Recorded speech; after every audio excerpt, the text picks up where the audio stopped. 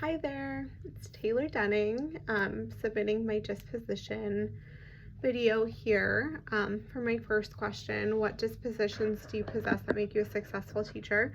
I will say my role is a little bit edited just because I do operate as a training facilitator on the Orbis side of the Grand Canyon Ed business, and that's my goal moving forward. And I do see myself as an educator, but in a different sense than maybe some of my peers, as I'm pursuing instructional design for a corporate target. So regardless of my setting, I hope as an educator I possess all of these skills to some extent. I will say I'm not perfect. There are things I need to work on and spend time with and perfect my craft further, but I would hope that to some extent I display these principles on a daily basis with my adult students in my virtual classroom. So that is my goal, is to have some of this displayed on a daily basis, or most things. In terms of dispositions, I feel I strongly display in my instruction. I would highlight 3 of those that I feel like are my strong suit. Educators should exercise sound judgment and ethical behavior being one. Educators should recognize that reflection combined with experience leads to growth as a professional. And finally, educators should demonstrate professional friendliness, warmth, and genuine caring in their relationships with others while providing intellectual, emotional, and spiritual support. So to expand on that, to start with, educators should exercise sound judgment. In my classroom, like I mentioned, my students currently are adults, and the curriculum that we operate under with new hire onboarding specifically is created by my team and I. So all of our curriculum, all of our content, facilitation, that is all maintained and created by us and with stakeholder wishes, of course. So we have the autonomy to shift our learning targets as we need to accommodate the needs of students that are in front of us each month. So all the time, we are actively utilizing sound judgment to accommodate learning needs, stakeholder targets shifting, and so on. When it comes to upholding ethical behavior, we always do this. There's a level of professionalism that has to be maintained since I'm operating in a highly monitored corporate environment. So to ensure that my new hires feel safe and supported, and that I'm also meeting organizational needs, I must display ethical behavior from the moment I enter the virtual classroom. We're the first faces that they see that represent the organization, so it's pertinent that I do so. So I would say that I am both exercising sound judgment and ethical behavior. Another highlight of something I think that I do well, or that I display that make me a successful teacher, would be reflection. The piece, specifically, educators should recognize that reflection combined with experience leads to growth. Reflection is built into my process as a training facilitator or adult teacher, or however you want to see it. My classroom of students rotates every month, so I have built in time with my team to reflect the wins and losses of the class that we supported that month and what needs to shift as a result. So we look at both qualitative and quantitative data, and we review that from our training classes and analyze how we can improve or shift our curriculum to better meet the needs of the students and organizational needs. This, combined with my experience in running this training, this classroom, however we want to see it, for several years now, has helped me grow immensely as a facilitator. I think too, just like combining my classroom experience and reflecting on this, I think I came from SPED, so that is very data driven, a lot of data synthesis and reflecting, and so I do see this as one of my strong points. It's kind of ingrained into my teacher brain, as data and reflection, and taking time to mindfully look back to how things were executed is key to ensuring that you're being a well-rounded educator and growth as a professional. All right, my final disposition to highlight as maybe being a high point, or something I feel I incorporate often, is exuding warmth and support for my learners from the onset of their time with me.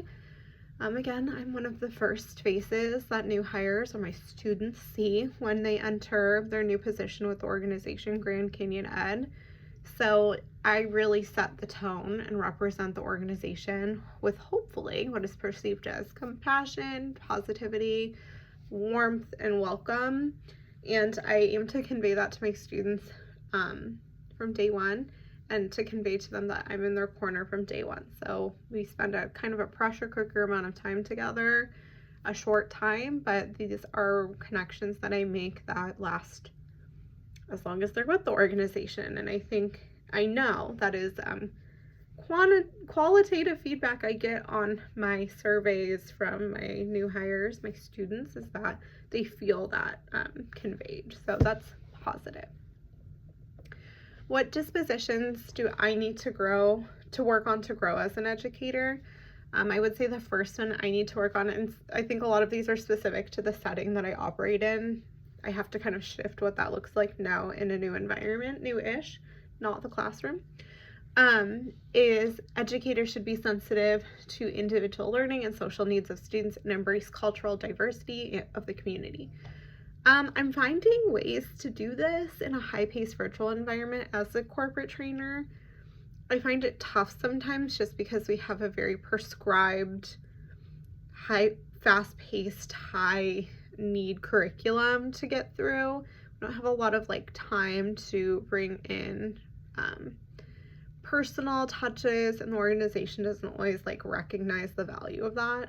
But I do think I, as an educator, can offer more spaces and opportunities for people to share about their personal lives during my virtual onboarding experience, and tap into where they're coming from a cultural standpoint, the communities that they find connection in. I think I can do better at that, whether that's icebreakers or more meaningful reflection time. I think that's helpful, or some sort of gathering of data around who that person is prior to just jumping into curriculum, I think would be helpful. I do try to always express to my learners that something is not working for them, or if they feel like they need more of something, or if they feel like something's not being recognized that they do need, that they need to reach out to me, or they're always welcome to reach out to me. So I do believe I set the tone to open up to this, but again, it's something myself and my team are kind of working on and expanding on with time. Yeah, I think also this is just kind of an aside as I'm talking. I will very often use the phrase guys, and that is not an inclusive piece of language that emphasizes diversity of community. So I need to use folks or something along those lines. It's easy to kind of be facilitating and throw that word in there, and it's not very inclusive. An additional disposition I'm actively working on right now in my position is educators should promote and support curiosity, encourage active inquiry. Like I said, because my job front loads so much information to new hires to ensure that they're prepared for their new position, our curriculum can be restrictive at times and lack opportunities for individual inquiry. So I would love to see more of this, and it's something that we are actively working on. I'm working on with my team. I will say that we have made changes with this. It's something that I've recognized in myself as needing to happen for a while, and we have made strides with this. We've built in individual activities into our curriculum in the last year where new hires will sort of piece together information for their roles independently, and then we'll pull that all together as a team in direct facilitation, but there's definitely more room for it. So we're in the middle of making that happen. But my team is constantly seeking out interactive activities for new hires to navigate independently that support their transition into their new role. So we're working on this. It's something I definitely need to expand on.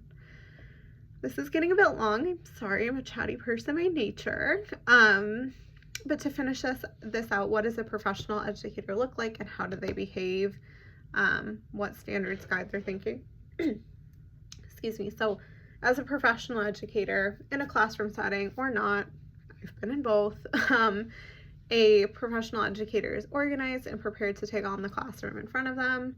They're poised to handle any obstacles that come their way and maintain a calm and professional appearance and attitude as they inevitably do so. There will be obstacles. How they handle them is what counts, and they are ready to take those on in a professional, supportive, integral way. A professional educator acts with students' interests and needs in mind and is inclusive to the diverse classroom in front of them. Again, doesn't matter if they're adults or children, that rings true for both. Educators are collaborative with other educators and professionals to ensure students are receiving support and content they need to be successful. They are also reflective and make time in their busy schedules to analyze effectiveness of their instruction and hone their craft for future lessons and students to further meet their learning needs. So again, I kind of talked about that being something I think we do well, but any professional educator would display that. And finally, a professional educator demonstrates responsibility and is ethical in behavior and honest and trustworthy. Being an educator of any sorts forces you to wear many hats. I feel very honored to be grouped into such an impactful collection of individuals who have devoted their life's work to this profession in whatever capacity. And although it is sometimes unforgiving, this is undeniably important work that impacts the world in the future. And a professional educator needs to be a myriad of things, but to ground their practice in ethical behavior is highly important, and I hope that I exude that to some extent on every level, every day, for every student that I meet. So yeah, thank you so much, and we will see you soon.